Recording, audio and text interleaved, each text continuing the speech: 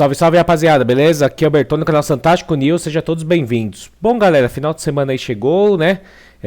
Um dia aí de pré-jogo, né, do Santos, somente amanhã, né? Mas vamos falar um pouco aí das novidades que teve de ontem para hoje, né?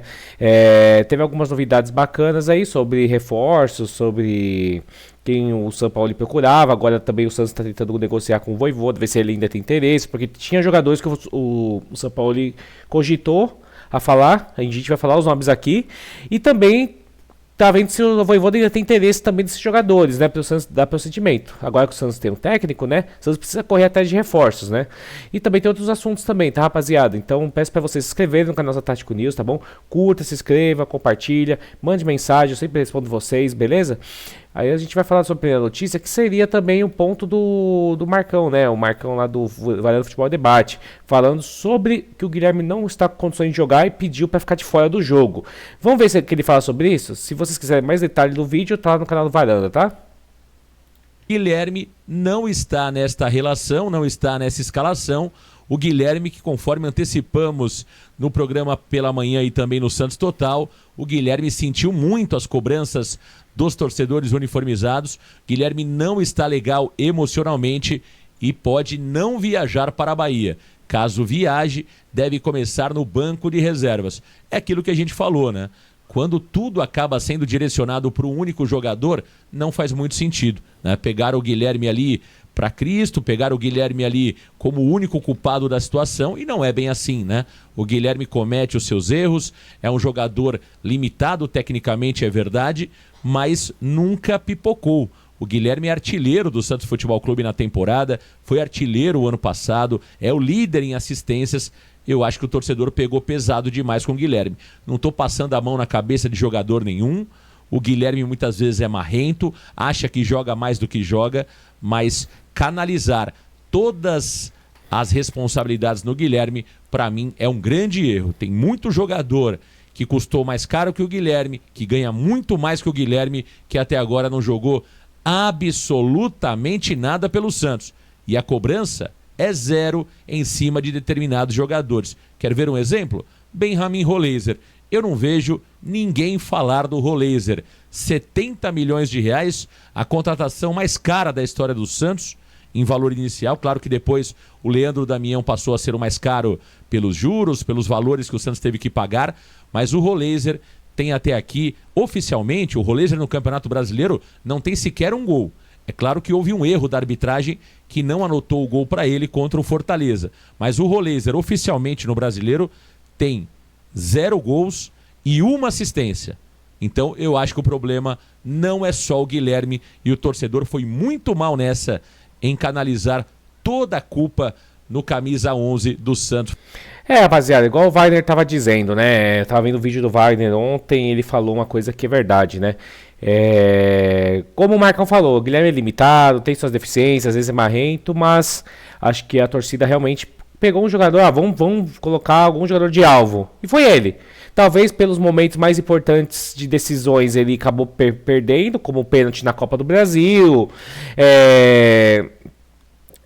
gols cara a cara que foram tipo gol de empate, inclusive aquele contra o Vasco, ele teve uma chance clara quando estava 0-0, chutou em cima do Léo Jardim, ele teve uma chance clara de empatar o jogo e chutou por cima do gol no começo do segundo tempo contra o Vasco. É as que eu tô lembrando, rapaziada, mas tem outros jogos também que ele perde gols incríveis, acho que contra o Internacional também, e talvez a torcida tenha gravado isso, né? Mas o que o Marcão falou é verdade, o jogador tem jogadores do Santos que são caros, tão caros quanto ele, quanto o Tassiano, que foi 32 milhões e ganhou 800 mil, o próprio Roleiser, que foi 70 milhões e ganha também quase 800 mil, e não tem essas cobranças, né? Então acho que a responsabilidade tem que ser dividida, né? Aí o Guilherme, pelo que ele falou, tá sem condições psicológicas para sair pelo jogo, né? Aí eu vi muito comentário falando, mas o cara ganha 500 mil, sei lá, 400 mil por mês, não tem cabeça para ir pro jogo.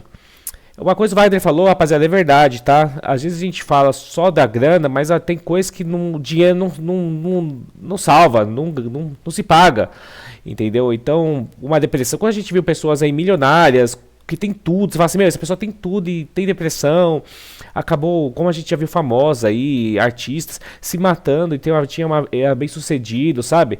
Então não é dinheiro só que... Óbvio, dinheiro ajuda, te dá estrutura, te dá tudo, mas tem coisas que nesse momento que não é só o dinheiro, né? Entendeu? Eu sou bem crítico ao Guilherme também, tudo. Quem me acompanha sabe disso, mas acho que realmente a torcida em geral, eu estava lá domingo no Morumbi, colocaram ele como alvo, né? Tipo, fora de campo era o Kleber Xavier e dentro de campo era o Guilherme, né? E ele foi muito importante, igual o Marcão falou, na Série B e até nesse momento também, né?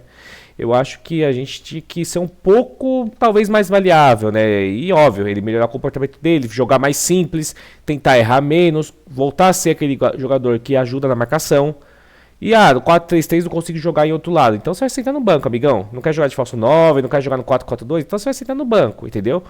Mas é isso. Vamos continuar aqui vendo que ele vai falar sobre uma próxima contratação logo mais, tá? Futebol Clube.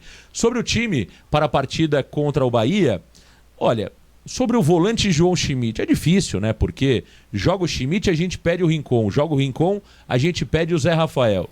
É jogar a camisa pro alto. Quem pegar não me espantaria se o Zé Ivaldo começar como titular já a partida do próximo domingo. Existe isso, né? Sobre o lado esquerdo, o Souza é um jogador que apoia o legado. Lembrando, Zé Ivaldo, ele provavelmente vai ser relacionado e tem tudo para começar o jogo domingo, tá? Nessa partida do próximo domingo contra o Bahia. Meus amigos varandeiros, olha, informação importante, informação que circulou na imprensa sul-americana e também repercutida aqui no Brasil pelo Lucas Barros, primeiramente do Diário do Peixe, que o Santos avançou na negociação envolvendo o jogador Alex Duarte, conhecido como Púlpito, zagueiro do Spartak Moscou, né? Ele, que é um jogador paraguaio, tem 25 anos, ele pertence ao Spartak Moscou da Rússia e está em processo de retorno ao futebol sul-americano, né? Portanto, tá aí o jogador que tem contrato com o clube russo até 2027 e tem valor de mercado de aproximadamente 2,5 milhões de euros. O Púlpito, como é conhecido o jogador paraguaio, ele é um jogador que estava na lista de Jorge Sampaoli. Portanto, o Santos Futebol Clube vai dando sequência, né, nos nomes que o Sampaoli indicou. É isso, rapaziada. Então, como eu falo, mais um nome também, que vou falar um outro nome após esse, né? É o do Alex Duarte, né? Paraguaio, como ele falou, vou até mostrar aqui a ficha dele, 25 anos, como ele comentou, né? Nascido no Paraguai. Sabemos que o Paraguai é forte por jogadores, principalmente de sistema defensivo, né? O Brasil tem o que mais teve jogadores históricos, né? Paraguaios, o próprio Gamarra, Arce de lateral, Gustavo Gomes, entre outros, né? Então ele foi revelado no Cerro Porteño, está no Spartak de Moscou desde 2023 e ainda fez 4 jogos na seleção, mas aí foi a seleção de base do Paraguai, tá? Não chegou a jogar na seleção profissional, tá? Mas é isso, rapaziada. Então 2,5 milhões de euros, né? Como ele falou, é dentro das condições do Santos, tá? É um dos reforços que o Sampaoli pediu. O Santos vai dar procedimento, provavelmente o Vojvoda se apresentando hoje, ele vai chegar com o procedimento de alguns jogadores, que é esse zagueiro, Alex Duarte, se ele dá o aval para o Santos poder ir atrás, e até porque ele quer voltar para o futebol sul-americano, então isso facilita também, beleza? E outro jogador também, rapaziada, que o Sampaoli chegou até a conversar com o Felipe Luiz, foi o Vitor Hugo, né? Vitor Hugo, meio campo do Flamengo. O Santos está de olho na condição Vitor Hugo. O jogador foi indicado por Sampaoli ainda quando o treinador negociava com o Peixe. Sampaoli inclusive ligou para o Felipe Luiz para falar sobre o tema. O Santos gosta muito do nome e avisou o Flamengo que vai discutir o assunto com o Vojvoda. A ideia seria a condição pelo empréstimo. Então, rapaziada, é outro jogador que vai também estar na lista do Vojvoda. Quem sabe ele dá o aval para o Santos também tentar um empréstimo. Até porque ele é bom jogador, tá? Eu vi algumas partidas dele no Flamengo. E sabemos que o Flamengo, cada ano que passa, rapaziada, é um time que está tendo muito dinheiro. Porque além de disputar título, ganhar títulos, patrocínio, bateu aí o recorde aí de patrocínio Master. Tá trazendo jogadores mais cascudos, né? Jogadores do futebol europeu, jogadores... Tem um banco de reserva super caro. E os moleques da base, né? Como o Vitor Hugo, vão perdendo espaço, né? Vai ser muito difícil um cara da base jogar hoje no Flamengo. Porque o Flamengo é um praticamente é um time europeu no futebol sul-americano, né? Questão financeira. Eu tô precisando de um meia, vou lá e trago um meia que tá no time de segundo escalão da Europa, ou reserva de um time de primeiro escalão e vem pra cá e joga. Então eles estão repondo com jogadores internacionais mesmo, né? Mas o Vitor Hugo, eu lembro de algumas partidas dele no Flamengo, ele é bom jogador.